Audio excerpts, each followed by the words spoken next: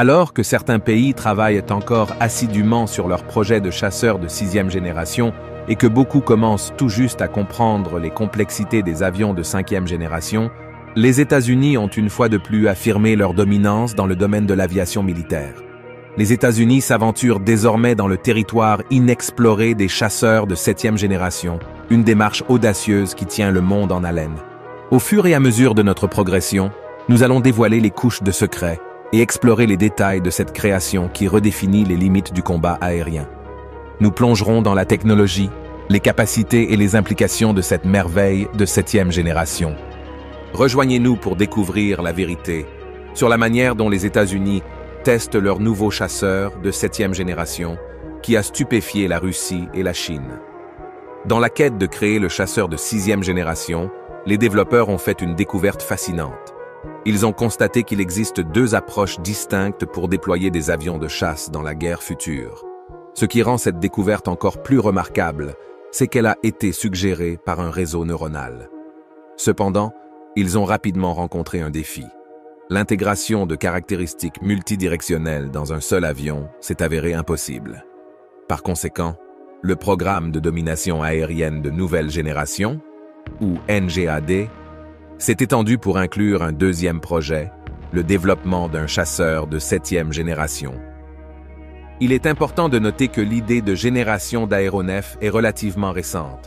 Ce n'est que lorsque Lockheed Martin a utilisé le terme 5e génération pour décrire son F-35. Ce système de classification a gagné en popularité. Les anciens avions ont alors été rétroactivement catégorisés dans les générations qui correspondaient le mieux à leurs caractéristiques. Par exemple, le F-4 est devenu un avion de 3e génération et l'Eurofighter a été étiqueté comme un avion de 4e génération. Ce concept a débuté comme un stratagème marketing, mais est maintenant largement accepté. L'US Air Force a également détaillé les capacités de ces désignations génération. Les avions de 2e génération présentaient des ailes en flèche, un radar de télémétrie et des missiles guidés par infrarouge. Les avions de 3e génération ont introduit le volume supersonique, le radar à impulsion et les missiles au-delà de la portée visuelle. Les avions de 4e génération ont ajouté l'agilité, la fusion des capteurs, le radar à impulsion Doppler, les signatures radar réduites, le pilotage électrique et les missiles tirés vers le bas. Les avions de 5e génération ont ensuite intégré la furtivité, une fusion avancée des capteurs et des capacités de supercroisière. Alors que le développement du chasseur furtif de 6e génération se poursuit, l'US Air Force se tourne déjà vers l'avenir, avec la recherche d'un chasseur furtif de 7e génération. Cette approche tournée vers l'avenir souligne l'engagement du Pentagone à repousser les limites de la technologie aéronautique. Le développement de chaque nouvelle génération d'aéronefs de chasse est connu pour s'appuyer sur les réalisations des précédentes, repoussant les limites de ce qui est possible dans la guerre aérienne. Avec le chasseur furtif de 7e génération à l'horizon, nous pouvons anticiper encore plus de capacités de pointe et d'avancée dans la technologie aéronautique. Cependant, il est prévu que les avions des 6e et 7e générations émergent simultanément. Alors, à quoi ressemblera exactement le chasseur de 7e génération? Et comment les États-Unis ont-ils réussi à faire d'aussi grands progrès dans le développement de nouveaux avions, alors que la Russie et la Chine luttent avec le développement de moteurs pour leurs chasseurs de 5e génération? À ce stade, les États-Unis, le Japon, la Grande-Bretagne, l'Allemagne et la France sont activement engagés dans le développement d'aéronefs de 6e génération, les États-Unis menant en termes de progrès. Sous un voile de secret accru, des tests de volume de prototypes pour le prometteur chasseur de 6e génération ont été réalisés, bien que la production en série n'ait pas encore commencé. Le B-21 Raider, actuellement en développement, en est un exemple. Il s'agit d'un projet qui s'inspire des succès du B-2 Spirit. Ces deux avions partagent une conception distinctive d'ailes volantes, signifiant une progression logique dans l'évolution de la technologie des bombardiers furtifs. De même, lorsque nous examinons le domaine des avions de chasse, la plupart des conceptions de 6e génération ont suivi un schéma similaire. Ces capacités complètes pourraient ne pas être divulguées pendant un certain temps. Néanmoins, cela représente une avancée significative dans le domaine de la technologie des bombardiers furtifs et souligne l'engagement de l'armée américaine à rester à la pointe de l'innovation aéronautique. Pendant ce temps, le développement du chasseur de 7e génération est également en plein essor. Le programme américain NGAD est actuellement en phase de développement. La prochaine étape, la phase de capacité opérationnelle initiale ou COI, commencera une fois que les installations de production des composants seront établies et qu'un atelier d'assemblage sera mis en place. La phase la plus cruciale et difficile, qui implique le développement des technologies clés pour le nouveau chasseur, a déjà été franchie avec succès. À ce stade, une percée technologique remarquable a ouvert la voie à la création rapide d'aéronefs, presque 10 fois plus rapidement que le développement du F-22 ou du F-35. Cette percée repose sur l'utilisation extensive de l'intelligence artificielle tout au long du processus de création des aéronefs, de la conceptualisation et de la définition de la mission à la simulation de véritables combats aériens. Remarquablement, ce ne sont pas des généraux militaires, mais une intelligence artificielle basée sur un réseau neuronal qui a pris l'initiative de définir les objectifs de ce projet. L'IA semble posséder une compréhension plus affinée de la guerre future et des caractéristiques de combat requises pour les avions de chasse. Elle a accéléré le développement dans les étapes les plus difficiles, qui consommaient historiquement 90% du temps du projet. Importantement, l'IA peut simultanément considérer plusieurs concepts d'aéronefs, une tâche au-delà de la capacité des ingénieurs et concepteurs humains. En plus des tâches stratégiques et tactiques, l'intelligence artificielle excelle également dans la simulation de la structure de l'aéronef et de la centrale électrique, prévoyant ainsi les performances de l'aéronef en volume.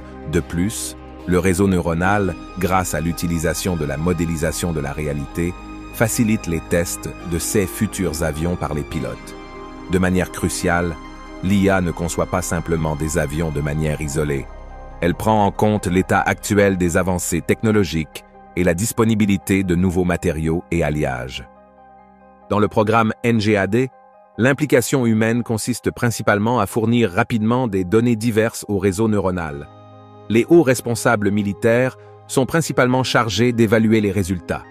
Cette approche innovante aboutit à la création simultanée de chasseurs des 6e et 7e générations, une avancée révolutionnaire en soi. Les chasseurs du futur auront la capacité de transporter des armes laser à haute énergie. Actuellement, les développeurs travaillent avec des installations laser, qui sont quelque peu sous-alimentées. C'est pourquoi divers types de missiles, y compris les hypersoniques, sont actuellement l'armement principal. Cependant, le chasseur doit être conçu pour accueillir facilement des armes laser pour des mises à niveau futur. Seas chasseurs disposent également d'un moteur à cycle variable avec une technologie adaptative spécialisée. Lockheed et Aerojet Rocketdyne ont été des pionniers dans ce domaine, élaborant un système de propulsion à cycle combiné qui est une véritable merveille. Ce système utilise un moteur turbojet lorsque les vitesses sont inférieures à Mach 3 et passe de manière transparente à un moteur à effet de rampe pour le volume hypersonique. Il démarre et génère de la poussée en ingérant de l'air à des vitesses élevées. La vraie beauté ici est qu'il utilise les mêmes entrées d'air et buses d'échappement pour les modes turbojet et ramjet, éliminant le besoin de faire des altérations en volume à la configuration initiale de l'aéronef.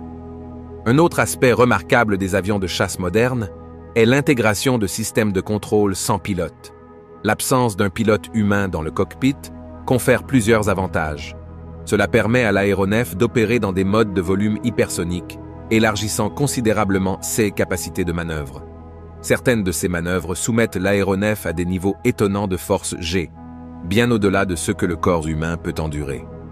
L'absence de cockpit crée également de l'espace pour l'installation de systèmes de refroidissement efficaces, essentiels pour les composants et unités, soumis à des contraintes thermiques élevées. Lorsque l'on considère ces qualités cruciales dans le contexte d'un chasseur de 7e génération, une perspective différente émerge.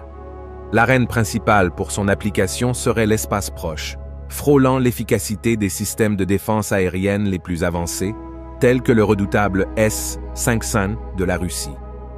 Ce système est efficace jusqu'à des altitudes d'environ 200 km au-dessus du niveau de la mer, une portée qu'un chasseur de 7e génération pourrait potentiellement atteindre.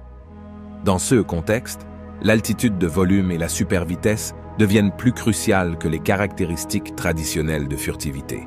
La vitesse hypersonique, une caractéristique de la 7e génération, suggère une conception unique. Il est concevable que l'esthétique de cet avion puisse s'inspirer des mythiques chasseurs spatiaux, T-65 X-Wing de George Lucas dans Star Wars. Cependant, il est essentiel de noter que le nouvel avion opérera principalement dans des conditions atmosphériques, avec des incursions occasionnelles dans l'espace proche. Par conséquent, la structure de l'aéronef doit résister aux rigueurs mécaniques et thermiques de telles manœuvres. La conception aérodynamique du chasseur de 7e génération sera adaptée au volume hypersonique, incorporant des matériaux tels que des alliages d'acier résistants à la chaleur, du titane, des céramiques et des composites. L'aéronef comportera des ailes balayées et des entrées d'air volumétriques avec une intégration de charge utile à l'intérieur du fuselage aérodynamique pour minimiser le chauffage supplémentaire lors du volume hypersonique. Cette configuration permettra aux chasseurs de 7e génération d'exécuter des frappes éclairs contre des cibles de haute priorité avec la possibilité de traverser l'océan Atlantique en environ 1 heure. La plage de volume du chasseur de 7e génération englobe les plages subsoniques, supersoniques et hypersoniques, comblant le fossé entre le légendaire SR-71 Blackbird et le conceptuel Lockheed SR-72. Cette transition est rendue possible par une centrale électrique à cycle combiné initialement développée pour le SR-72 par Lockheed Martin et Aerojet Rocketdyne. Les moteurs turbojet traditionnels sont insuffisants pour atteindre des vitesses hypersoniques, et un seul moteur à effet de rampe nécessite une accélération de départ, nécessitant une approche combinée. La division Skunk Works de Lockheed Martin a fourni des aperçus intéressants sur le programme SR-72, qui vise à créer un successeur digne du mythique avion de reconnaissance SR-71 Blackbird. La division de développement d'aéronefs avancés de Lockheed Martin a partagé avec Aviation Week que les technologies hypersoniques, y compris un système de propulsion à cycle combiné associant un moteur de jet supersonique à un moteur fusée, ont progressé à un stade où le travail sérieux sur le SR-72 peut commencer. Sur le papier, le SR-72 est destiné à être un redoutable avion d'attaque et de reconnaissance capable d'atteindre des vitesses dépassant Mach 6. Ce développement n'est pas seulement excitant d'un point de vue militaire, il a également des implications pour l'aviation civile. L'US Air Force a attribué un contrat substantiel à une start-up spécialisée dans l'aviation à haute vitesse pour créer un avion hypersonique réutilisable. Si ce projet s'avère réussi, il pourrait potentiellement révolutionner les voyages aériens commerciaux, offrant aux passagers des voyages beaucoup plus rapides. D'un point de vue militaire, les capacités du SR-72 revêtent une importance stratégique. Avec des vitesses dépassant Mach 6, il pourrait offrir des capacités de réponse et de reconnaissance rapides inégalées. Il a le potentiel de changer la dynamique de la guerre moderne, permettant un déploiement plus rapide des forces et une collecte de renseignements plus opportune. À une époque où la vitesse et l'agilité sont cruciales, le SR-72 représente un bond significatif en avant dans la technologie aérospatiale. De plus, le fait que la technologie hypersonique soit désormais considérée comme ayant des applications à double usage, adaptées tant à des fins civiles que militaires, souligne sa polyvalence et son impact potentiel. Bien que les applications militaires soient indéniablement impressionnantes, la perspective de voyages aériens civils hypersoniques est tout aussi excitante. Cela pourrait redéfinir notre manière de penser aux voyages longue distance, rendant le monde plus petit et plus accessible que jamais. Étant donné les vitesses éprouvantes du volume hypersonique, le pilotage humain devient impraticable. Par conséquent, ce chasseur intelligent sera exclusivement contrôlé à distance, en particulier pendant le volume hypersonique en mode autonome sans pilote. La nature du volume hypersonique limite sévèrement la communication radio avec les opérateurs au sol. Par conséquent, un pilote automatique et un système de contrôle de combat embarqué assumeront la responsabilité de la gestion de l'aéronef et de l'exécution des missions de combat. Pour faciliter des actions coordonnées au niveau tactique et opérationnel, le système embarqué du chasseur de 7e génération sera intégré au réseau d'échange de données tactiques Link 16, qui connecte divers participants aux opérations de combat, y compris satellites, navires de guerre, sous-marins, drones, artillerie et actifs aériens. Ce réseau complet améliore la conscience situationnelle du chasseur et ses capacités de coordination, assurant son efficacité dans le théâtre dynamique et interconnecté de la guerre moderne. Maintenant, plongeons dans la question des armes appropriées pour le chasseur de 7e génération. Il est évident que les bombes et missiles conventionnels, les piliers de l'arsenal de l'US Air Force, ne sont pas adaptés aux opérations près de l'espace. Par conséquent, l'attention des développeurs doit se tourner vers les armes énergétiques. Ces armements avancés redéfiniront le rôle du chasseur, avec des cibles principales, incluant les satellites ennemis et les actifs terrestres stratégiquement vitaux. Un puissant laser monté sur cet avion sera capable de désactiver les centrales nucléaires et les réacteurs. Il devient un outil redoutable dans l'arsenal. De plus, nous ne pouvons pas négliger l'utilité des missiles hypersoniques dans ce contexte. Le chasseur de 7e génération pourrait servir de plateforme de lancement pour de tels projectiles. Notamment, ces fusées ne nécessiteraient pas de moteur d'appoint, aboutissant à une solution plus compacte et économique. Il est à noter que la complexité et la sophistication du chasseur de 7e génération gonfleront inévitablement son coût, dépassant probablement celui de son homologue de 6e génération de plusieurs centaines de millions de dollars par unité. Dans ce domaine, les États-Unis se tiennent seuls en tant que seule superpuissance militaire mondiale avec la puissance financière pour entreprendre de telles entreprises. Il est essentiel de rappeler aux critiques des budgets militaires substantiels que toutes les nations ne s'alignent pas en tant qu'alliés des États-Unis. Pour de nombreux pays, les capacités militaires redoutables des États-Unis servent de dissuasion contre l'agression. Cette position unique des États-Unis souligne l'importance de maintenir une défense robuste. En réfléchissant à l'histoire, les États-Unis ont la distinction d'être la première nation à produire un chasseur de 5e génération, illustré par le légendaire Lockheed Martin F-22 Raptor, entré en service dès 2005. L'industrie aérospatiale américaine a réussi à établir la production en série de ces avions avancés. Ce qui est encore plus remarquable, c'est que les États-Unis sont le seul pays au monde exploitant deux types distincts de chasseurs de 5e génération, le F-22 Raptor et le F-35 Lightning II. Ce dernier est encore plus répandu et massif en termes d'échelle. Actuellement, ces chasseurs américains de 5e génération ne font face à aucune concurrence directe. Alors que la Russie se vante du prometteur Sukhoi Su-57, il reste en cours de développement, avec une seule unité opérationnelle et deux autres en phase de test. Le principal obstacle à la production en série est l'indisponibilité d'un moteur adapté. La Chine, elle aussi, a progressé dans le développement des chasseurs de 5e génération, illustré par le Chengdu Jiving avec environ 150 unités construites et le Shenyang J-31 en cours de test en volume. Cependant, les développeurs russes et chinois luttent contre des défis liés au moteur. Il est important de souligner que ces limitations ne sont pas permanentes. Tôt ou tard, la Russie et la Chine surmonteront ces obstacles et rejoindront la Ligue des Nations dotée de redoutables capacités de chasseurs de 5e génération. Cependant, il pourrait leur falloir du temps pour rattraper le standard américain.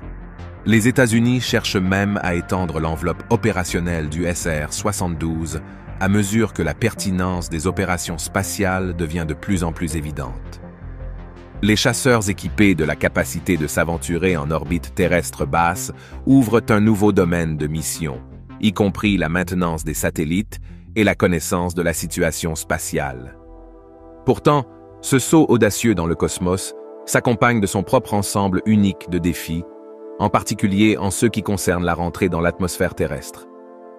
Naviguer avec succès dans cette nouvelle frontière nécessite une attention particulière aux mesures de protection thermique. Assurer l'intégrité et la survie des chasseurs pendant la descente enflammée vers la Terre est d'une importance primordiale, représentant une autre frontière technologique qui doit être conquise. En regardant vers l'avenir, la synergie entre les capacités avancées des drones et l'exploration des opérations spatiales dessine une image passionnante de chasseurs évoluant en plateformes multifacettes qui transcendent les frontières terrestres.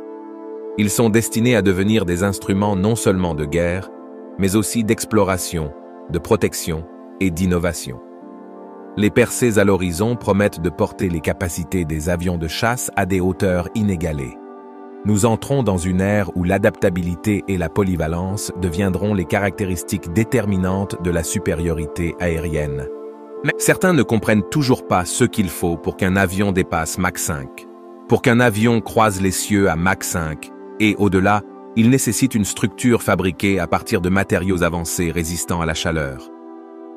Pensez à des matériaux tels que des nanotubes de carbone, des composites de céramique ou des alliages métalliques réfractaires, tous méticuleusement conçus pour résister aux températures brûlantes et aux pressions intenses subies lors du volume hypersonique dans l'atmosphère terrestre. De plus, les contours de ces avions présenteraient des designs aérodynamiques élégants, optimisés pour l'aérodynamique hypersonique, tout en traitant simultanément les signatures infrarouges et radars.